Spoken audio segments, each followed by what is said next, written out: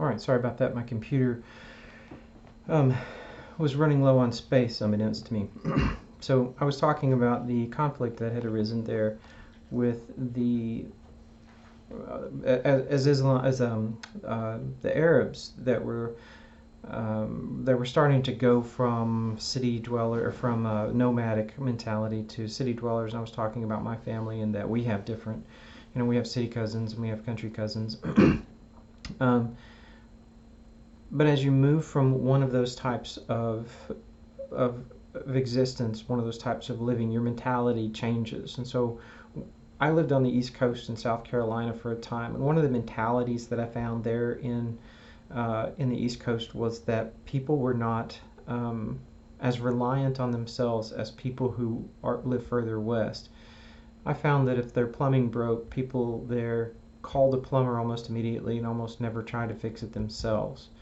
There's nothing wrong with that. It's a different mentality. And then I found in the West, where I grew up, that if your plumbing broke, first thing you did is you got in there and tried to figure out if you could, in fact, fix it yourself before you called a plumber. There's nothing really wrong with that either, although sometimes people don't know how to fix the plumbing. I know that I'm not really great at that. And so you can make it worse. So again, there's not necessarily a right or wrong there. It's just that the mentality is different. We start seeing mentalities shift here within this era of culture, becoming more of a city-based culture and less of a nomadic-based culture.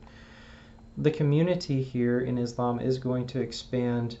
It's going to expand beyond Arabia. It's going to expand into Persia, into India, into the northern part of Africa, as we'll see as well, and even into southern Spain. With this expansion, the society is going to join with a lot of different other cultures as well, Jewish, Roman, Greek, Persian, even some Buddhist cultures as well. So this is what we're going to see start to happen as Islam forms and then eventually begins to spread. By 600 AD, the dominant Eurasian political powers were Christian. This is all, again, still pre-Islam. The dominant political powers were Christian, Byzantium, and the Zoroastrian-descended Persians. And so even if you're not sure what a Zoroastrian is, you don't have to worry about it. Just think Persian, you're fine.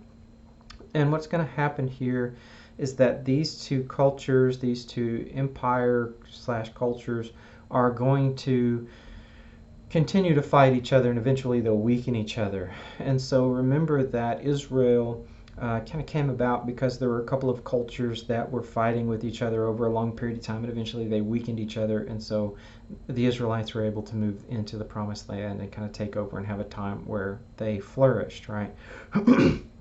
So the same thing is happening here a little bit with the Arabs as well. They're going to have some success partly because these two great empires weaken themselves by fighting each other, and so the Arabs kind of fill the vacuum eventually.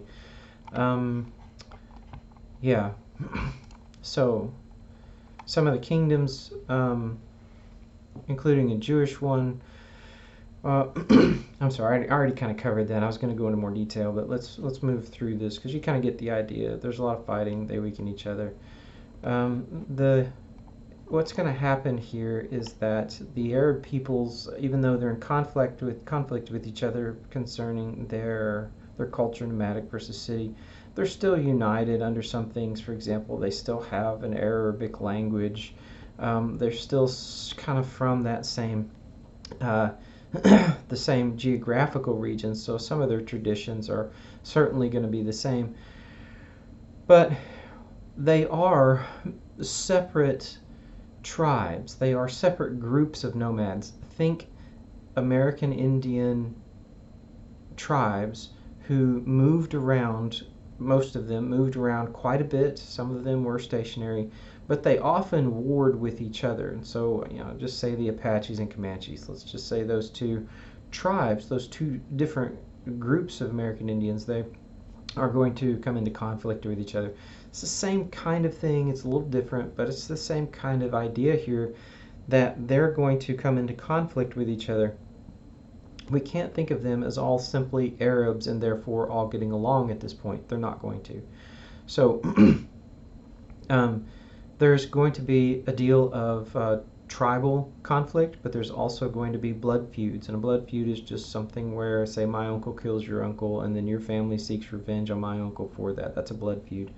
And so there's going to be that kind of mentality all throughout the Arab world. Every tribe, although there's this kind of conflict, so there's raiding and there's war. One thing that they did have in common, and I just think this is really interesting, so I'm putting it in here, is that each of these different tribes would have their own poet, and that poet would be someone who his job before a battle was to kind of create insults and put down the other tribe as they were about to go into battle. They would try to get each other kind of revved up. And the closest thing, this is so ridiculous, but I think it's great because it's kind of fun that what they had then, we still have today. The idea here is that if you think about some, in the past, if America was going to war with Great Britain as it did, then you'd apply insults to the other side. But this was a little more systematic and a little more, I'm going to say, refined. It was poetry. It was almost like having a rap battle where two rappers stand on stage and try to out-insult the other side. I mean, poets weren't necessarily standing face to face, but they were, trying to outdo the other side. I just think that's kind of a humorous thing. They had that in common, even amongst the midst of all of the conflict that they're going to have. Right? Some things about humanity apparently don't change. Islam was never a religion of the desert. It does come to us. It's born in a commercial world, not in the desert world. So it's not born amongst the nomads, but it's born within the cities that we're talking about that are beginning to arise. The first converts to Islam were Meccan town folks, and what we see here is that a few individuals here in this city there in Mecca are going to convert. A few of them were Jews, or a few of them were Christians, but for the most part we're talking polytheistic Arabs here. But it's eventually going to begin to expand as we see it moving forward. So what about Muhammad? Muhammad's dates, this is the founder of Islam. Muhammad's dates stretch from 570 to 632. He was raised as an orphan in a commercial family. The family that he was part of was an old Meccan tribe, and meaning that they came from Mecca, from that area. Later, in the midst of as he starts to grow up and he's part of this tribe, and it's a commercial family, he meets and becomes,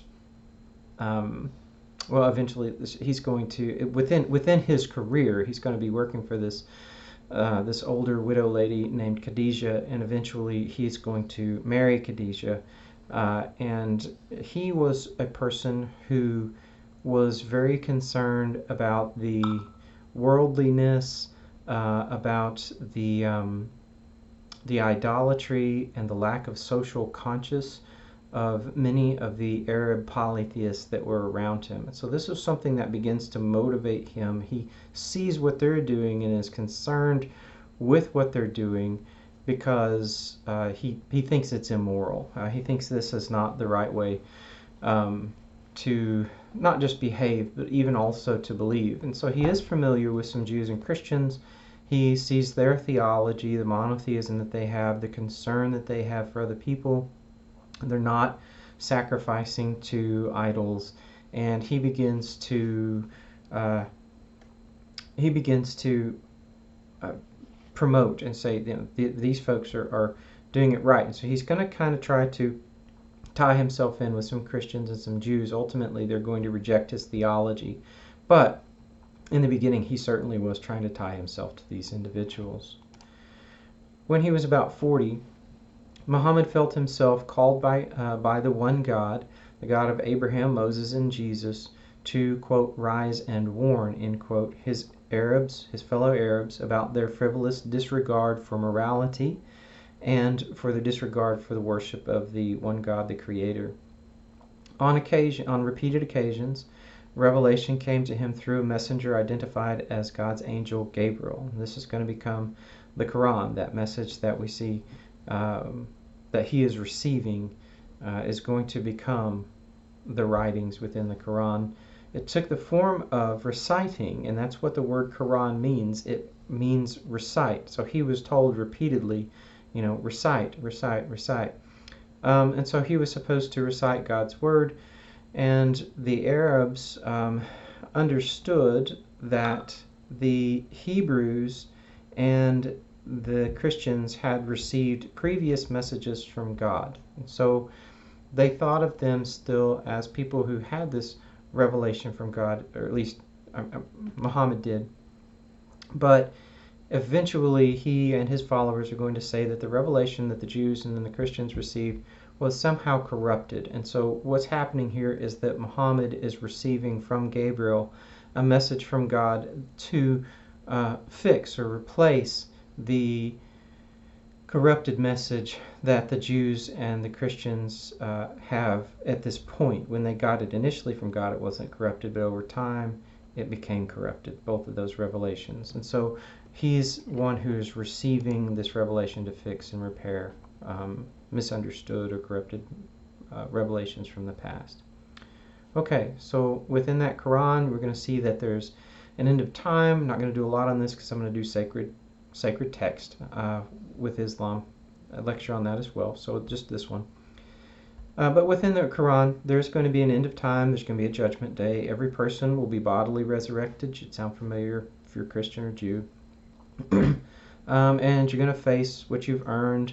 You're going to get eternal punishment, or you're going to get eternal joy and reward, something that's paradise. It's going to look a little different than the Jews and the Christians, but it's still the same concept: paradise, heaven, right? Yeah. The proper response to God is submission to God's will. Becoming Muslim is one. Let me read this again. The proper human response to God is submission to His will. Becoming Muslim in one's worship and morality. Now, what does that mean exactly? Well, there's the word here, submission, is used here is Islam. So Islam just means submission, to submit to God's will, as we talked about earlier. Muslim, the word Muslims, means submissive, or it's the idea of one who is submissive. So to be a Muslim is to be someone who is submissive to the will of God. And the word Islam, the name of the religion, just means submission. So that's how you worship God, is you submit to His will. All of creation naturally praises and serves God, except for humans, who can choose to obey or to reject God's will. The rest of creation does God's will. Should sound kind of familiar, but it's the people who have free will, and they can choose to accept and submit themselves to God's will or not. The rest of creation basically doesn't have a choice. It does it because that's what creation does. It's how it was created, without free will, but humans have that free will. In this Quranic message, the ethical monotheism of Judaic and Christian tradition reaches fulfillment in a radically theocentric vision, demanding absolute obedience to the Lord of the universe. Now, what does it mean for something to be theocentric? Theo in Greek just means God, and centric just means centered. So it's God-centered, just like our solar system is heliocentric. The sun is at the center of the universe. So here in the idea of Islam is that God is at the center of everything that you do in your life. There is no kind of ice cube, if you're familiar with ice cube trays. You don't separate, you don't compartmentalize, over here you've got God, and over here you've got your social life, and over here. Everything is centered around, revolves around this one concept, and that's God's will. The Quranic revelations affirm that Muhammad is only the last in a series of prophets chosen to bring God's word. Here are some other prophets who they understood preceded Muhammad, but Muhammad is the last one, right? So those other prophets were Noah, Abraham, Moses, Jesus, and some non-biblical Arabian figures as well. But most of you are probably going to recognize some of those other prophets that Islam accepts, because Old Testament, New Testament, you'll probably see have heard some of those names before. But again, their message had been corrupted, and so he's the last one, the one who comes and brings the perfect message. And it's, yeah. All right, so trying to get more into his life here. The prophet's preaching fell mostly on deaf ears in the first part of his life. After his calling is traditionally dated around 610 AD. However, a few did follow his lead. His wife and some of those other folks that we talked about there in Mecca that joined him, but the merchant aristocracy as a whole resisted him, and they wanted to maintain their polytheism and to continue that particular tradition. Now, think about it for a moment. Why would they resist his message? There's a number of reasons. One, it's different. They haven't heard it before. It's not proven itself before, so maybe they're not going to be as accepting of it because it's new, right? But also because, remember, these are the folks who are the aristocracy, which should sound kind of familiar. So we just did Christianity, and we had the Sadducees, which were the aristocracy temple people of Judaism, right? And Jesus is going to come into conflict with those people, and you've got kind of the same thing, and for the same reasons here, because these folks, the polytheistic merchants aristocracy, are making perfectly good money off people who are coming to their polytheistic shrines and temples and sacrificing and all of this stuff. So they're making good money off of it. They're also understood to be men of power and men of wisdom and all this other stuff. So you don't just dump all that overnight because this guy comes along and says he has a word for us from God. It's going to take time and other types of, there's going to be other stuff that happens in here to bring this into something that is more acceptable throughout the Arabian area, right? So they don't just accept him right away, not surprising for all of those reasons. But he does kind of gain a little bit more and a little bit more power over time. And eventually what happens is that he develops a reputation as someone who is fair and wise and can make good judgment calls, and call him an arbiter, right? Somebody who will go in and speak on behalf of parties that neither of them have any kind of relation with, and so we can accept their wisdom because and their decision because they're not tied to either side, right? So there is a disagreement that breaks out amongst 5 tribes there north of Mecca in a place called Yathrib that's eventually going to become called Medina, and Medina just translates as the city of the prophet.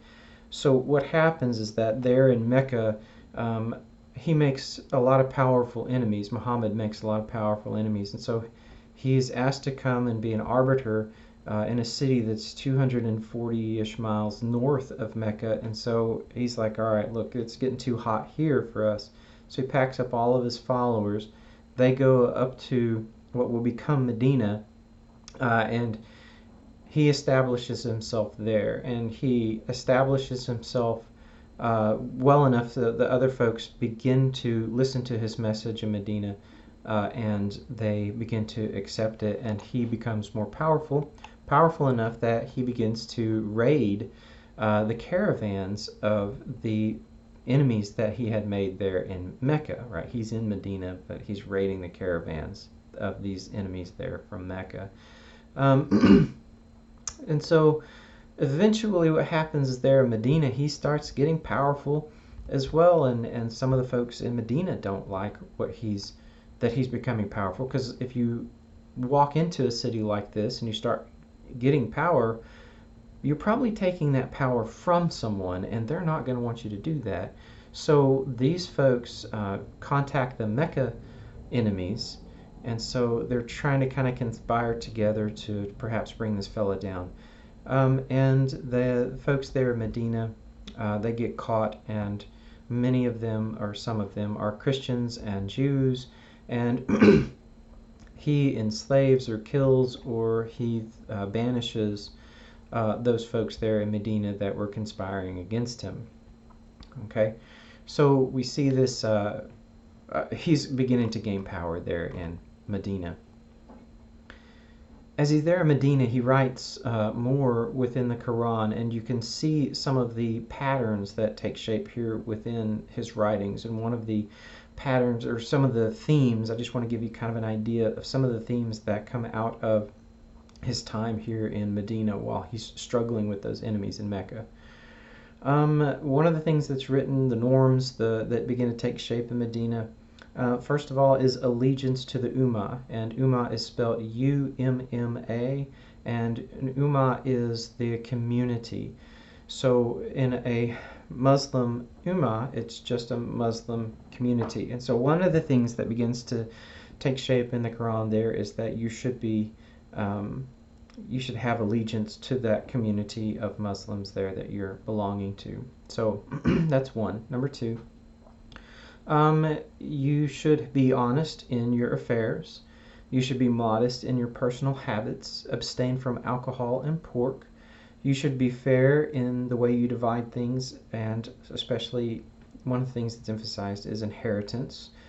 There is going to be an improved treatment of women. It is a male-dominated world at that point, but Muhammad puts into place rules that begin to get women better and better treatment and more rights. And so remember that today perhaps we see some of the Islamic traditions, some of the Muslim world, not giving as many rights to women as they do to men.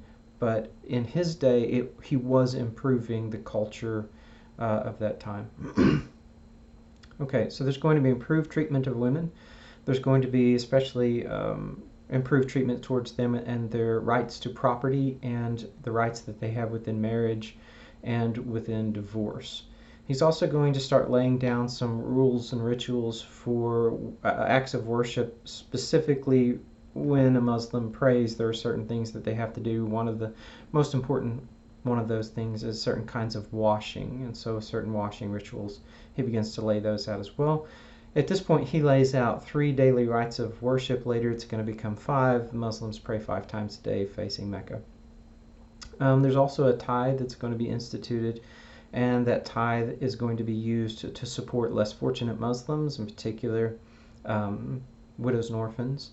And then he also lays down a pilgrimage to Mecca at least once in a person's life if they are able. And we'll see that that pilgrimage can start there from Medina, and then you travel south to Mecca, right? So if you can do it, if you can't afford it, okay. If you're physically unable to do it, okay, don't do it.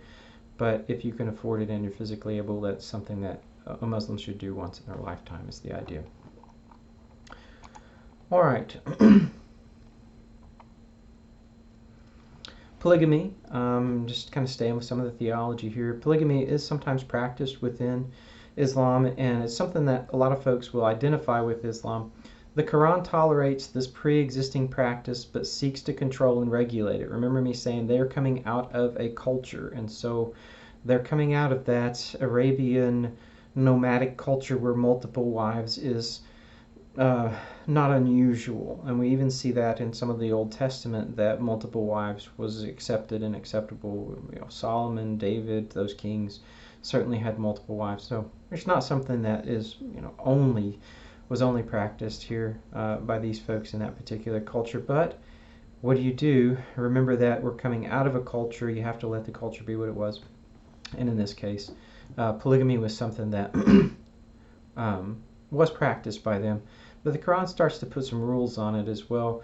For one thing, it caps the number of wives that you can have at 4. And you can only have multiple wives if you can treat all of them equally and fairly.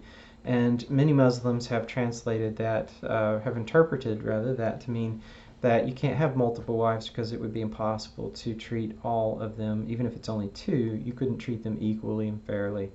And so some of the Muslims have interpreted that to mean no. And in fact, most of the Muslims in the world today do practice monogamy. Another practice commonly associated with Islam is female veiling, and I talked about this a little bit a moment ago, and how sometimes it's changing in the different cultures they're trying to assimilate into. That was something that also was part of the culture that they were coming out of there in Arabia as well.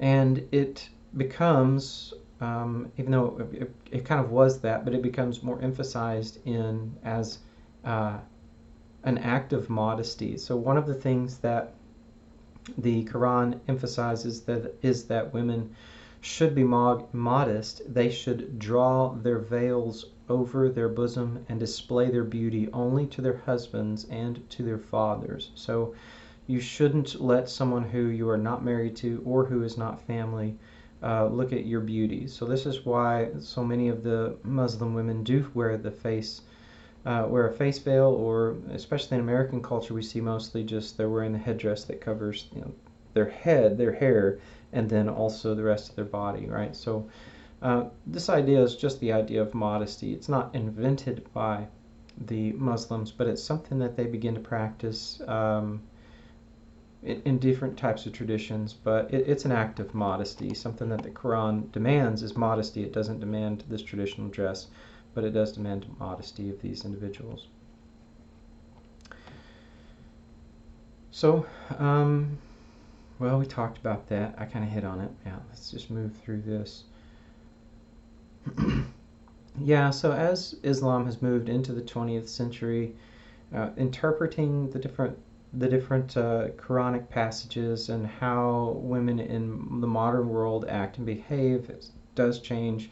With modern education, many Muslim women have turned to the Quran to interpret those verses anew, to stipulate practices that are both Islamic and compatible with modern ideas and equality. So women are getting more education, but they're also many of the Muslims are beginning to interpret these practices as something that they can carry out, they can continue in a modern world, but perhaps with a slight variance.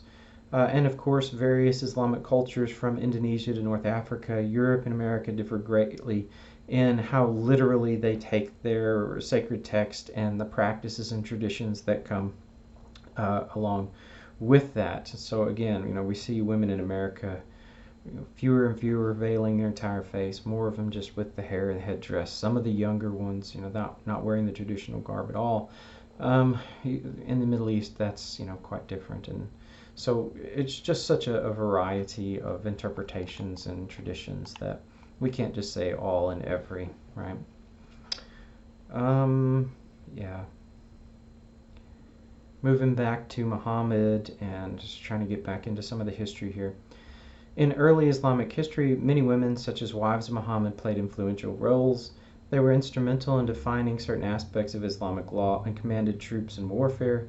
In medieval times, however, women were not, with a few notable exceptions, prominent in the public sphere. So even at that time, at the beginning, women weren't put quite so much towards the back of society, but that happened more toward medieval times. But now, again, that's changing, and it's changing so much so that women are much more engaged politically, and we see them engaged socially and in educational activities. Women are gaining more and more freedoms the longer and the more Islam is trying to figure out where it belongs within modern society. Okay, so now kind of back to the history. I want to run through just a couple of different things really quickly. I have maps that I look at. You can't see these maps that I'm seeing, but just to kind of give you an idea of how quickly Islam spreads and the incredible amount of area that it covers in some very short years. One of the first conflicts that the Muslims have there is between Medina and Mecca. It comes in 624 AD. That's one of the earliest battles, so stick 624 in your brain.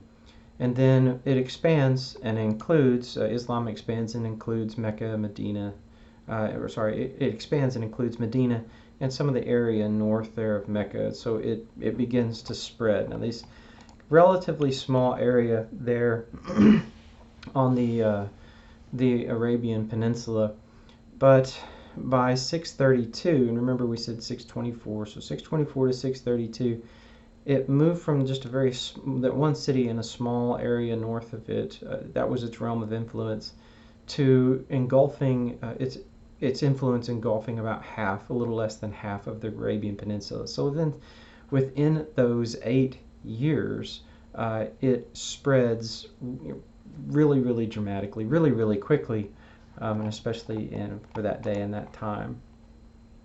I don't really want to go into the details of how much of that happens. I just want to give you the scope of how quickly this moves. So remember, 624 was that first one, and then it had almost half the Arabian Peninsula there by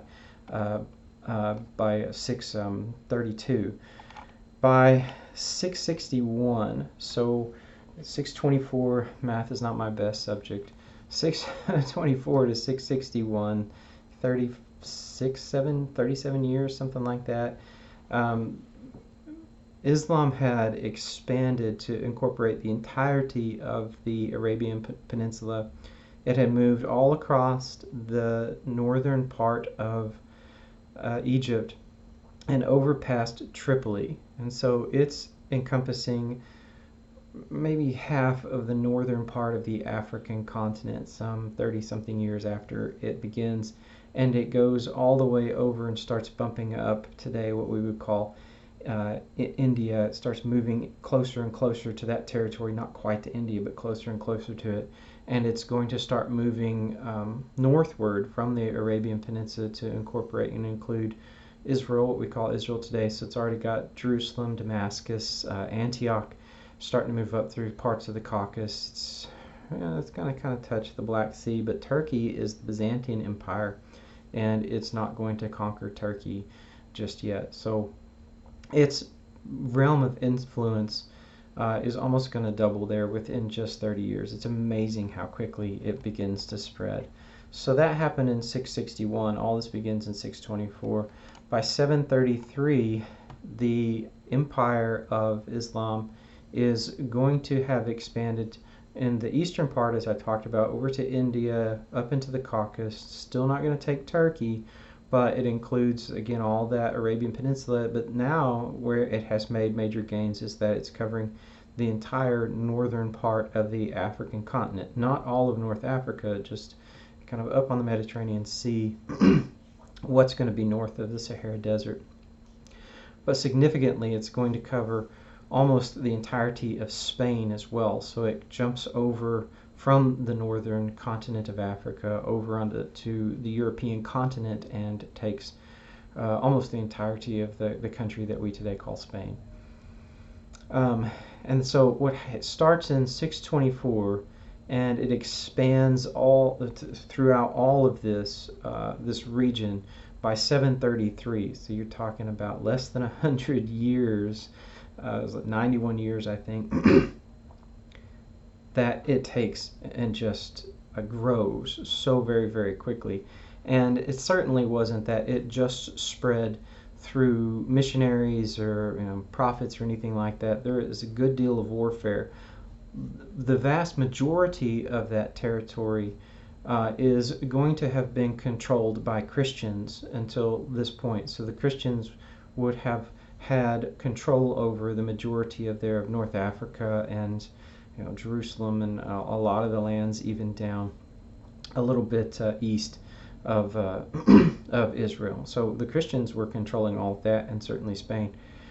So within less than 100 years, the Christians are losing a huge chunk of territory, right? So it just spreads so rapidly. It's absolutely incredible how quickly it does expand. And there are a number of reasons that happens. One, we already talked about the weakened military of those other nations. They'd fought each other so much that they had weakened each other, so it created a power vacuum, and the Arabs were able to move into it. But one of the things that does that's really interesting, Islam ties the Arab tribes together, and it does not permit them to fight each other. So you can go out and fight people who are non-Arabs, you can raid them or you can have wars against them, but you cannot fight your Islamic brethren. And so now all of these desert tribes that had been fighting each other for so long, they stop fighting each other and they begin to fight other people. Now remember that these folks are um, they are nations that are warriors. They're trained from early times that's what they do, and it was necessary in that day and time, because if you didn't have warriors, other people who had warriors were going to come in and take what you had. So it was either have warriors or be defeated. So they had lots of they had warriors, and if you're living in that warrior culture and that's what you're born and bred and taught to do, you're gonna want to fight. You're gonna need an outlet for what you're trying to do. Imagine that you trained your entire life to be a businessman, and then they said, you know, you can't be a business anymore. No one can conduct business. Well, now you have nowhere to apply your trade. You have nowhere to put your specific set of skills to work. These warriors had that specific set of skills, and they were looking for somewhere to put it to work. They found that in these African and Spanish and some of the other folks that they were invading and conquering. So that's going to be one thing that allows them to expand really, really quickly, because they stop fighting each other and they focus their attention on other countries, other territories of other countries as well. They did have really, really good leadership. They had some the ability to go in, and rather than try to shut down a government, they would let the government run itself. Now, albeit, like if they would, let's say they went in and they conquered Egypt, they would leave an Egyptian running Egypt. They wouldn't try to come in and say, you have to do everything our way, but they would let that culture be what it was. Now, they're pulling the strings from the background if the governor of Egypt is an Egyptian, but he's the puppet of, you know, one of these Islamic conglomerates. Let's just say that one of the leaders that's there, part of the Islam. So it's not that they just, you know, came in and conquered them and then left them to do their own thing, but they were much more tolerant than some of the preceding conquerors, and they would let the religions continue to coexist with Islam under a couple of conditions. One, you couldn't proselytize, meaning you couldn't spread your faith. You couldn't have missionaries, you couldn't be a preacher. If you're under Islamic rule, they could proselytize, the Muslims could, but if you were Christian or Jewish, you couldn't spread your faith. Also, you had to pay a tax. So if you were a Jew, you had to pay a non-Muslim tax, right? So you could keep your religion, but you couldn't proselytize, and you had to pay a tax. But they were more accepting of those other religions and some of the other cultures, and they really did a good job handling the new cultures that they went into, that they were conquering, right? Right. Yes, okay.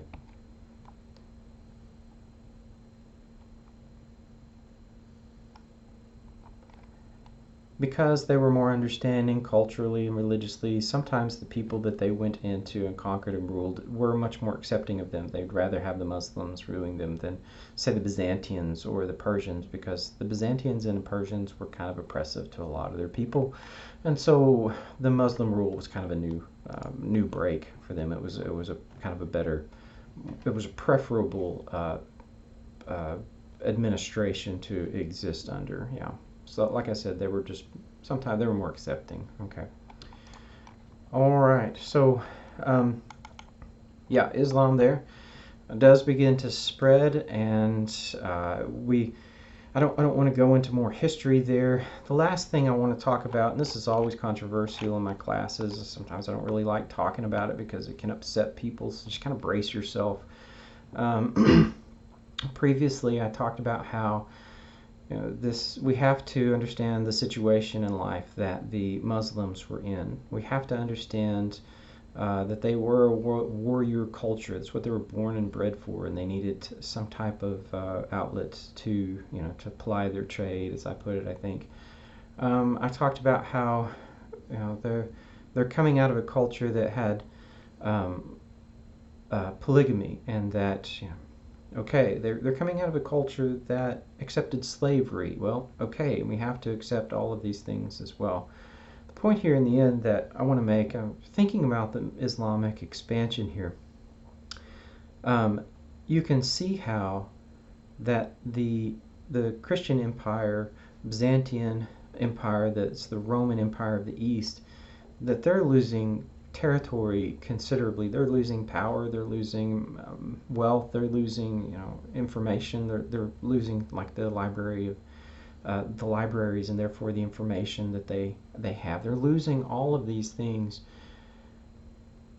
And I wonder, in our world today, we don't seem to apply the same measure of grace towards the Christian response to the Muslim conquest as we do the grace that we apply to the Muslim conquest initially. I said we should extend them a measure of grace because it's a different culture, it's a different thinking.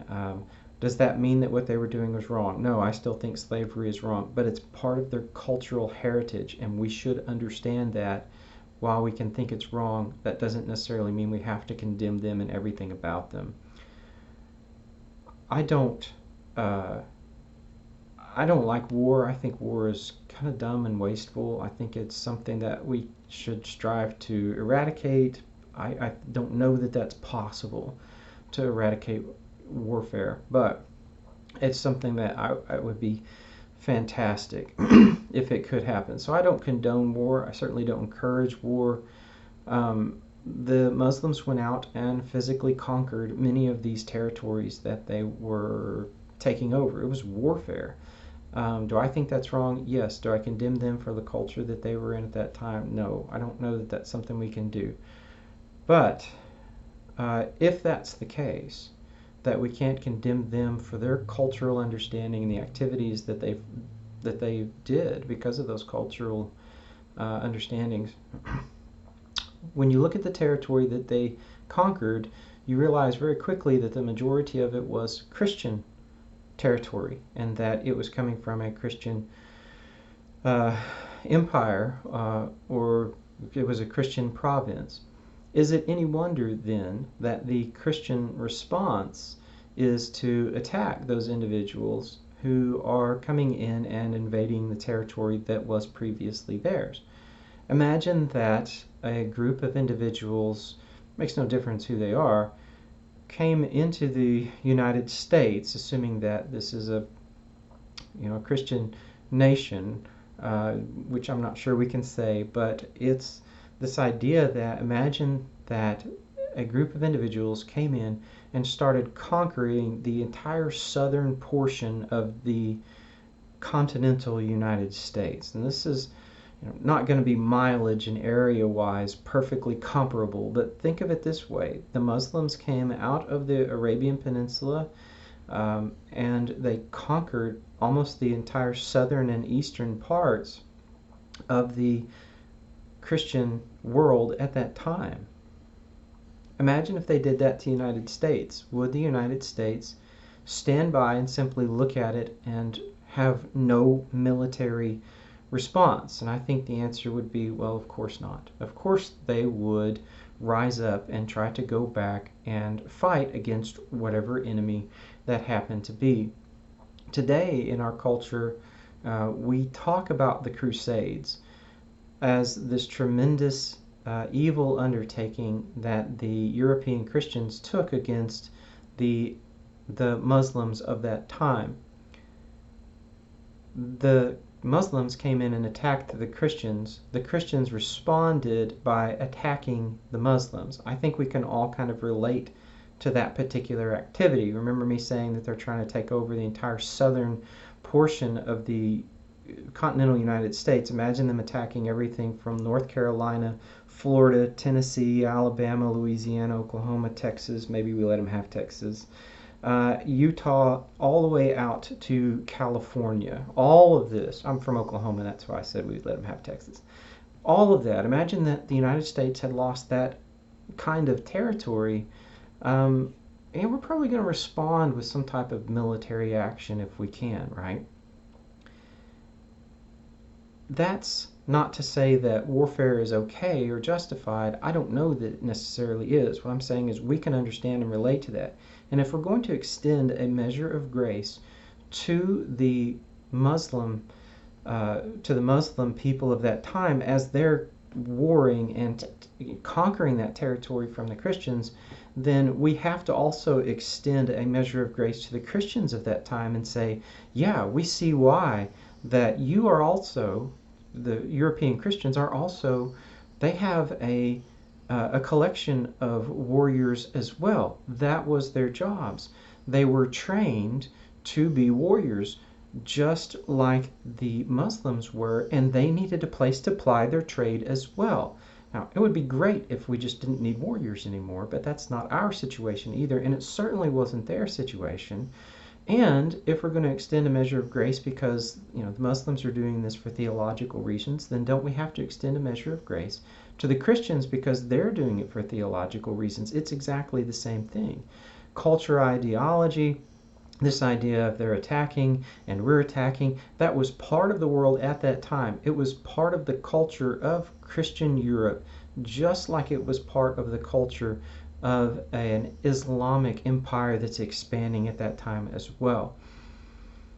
I think it's illogical, I think it's perhaps even hypocritical to condemn what the Christians did with their crusades if we don't condemn what the Muslims were doing previously. And I don't like to invoke the idea of they did it first, but they really did do it first. They took the territory from Christians. Shouldn't we expect that the Christians would take it back? Yes. Can we condemn the Christians and give the Muslims grace when both of them are doing it for basically the same reasons? And the answer has to be no. If we're going to be logical and non-hypocritical, we have to extend a measure of grace to both sides. Doesn't mean we have to agree with both sides. Doesn't mean we need to mount crusades today.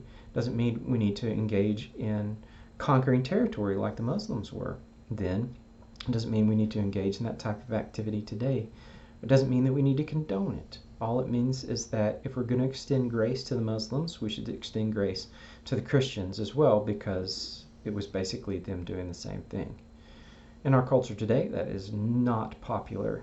And certainly I expect that some people who watch this will disagree. I understand that. But seems to me that as we are extending grace to one culture because of its ideas and what it believes, that we must extend grace to other cultures from that same time period because of what they understood and believed. We don't have to agree. Doesn't mean they're right. It just means we need to be careful with how we go about condemning one side while we give another a pass. That is certainly not something that's logical. Hopefully, even if you disagree, that you listen carefully and you understand what I'm saying. If you don't understand what I'm saying, you can't really know if I'm right or wrong. If you misunderstand me, then you can't possibly determine whether what I've said is useful, good, or accurate. So it's first of all important to understand what I say. Second, whether you agree or not. If you disagree, hopefully we don't have to go to war and kill each other because we disagree. That's the mistake that we're both condemning here, is trying to fight with or even be angry at or call people names because they have a different perspective. Even if you disagree with me, I respect your ideas and I am perfectly willing to let you believe and understand what you do. And all I ask is that you extend the same measure of grace to me. Lots of religious history talks about extending grace and love and all this stuff, and sometimes I think we humans really, really stink at that. So even if we disagree, hopefully we can agree that the extension of grace and love is something that we can all hopefully try to get behind and at least be nice to each other. Okay, so that's it for the history of Islam and a little bit extra. And next time we'll be talking about the sacred text of Islam.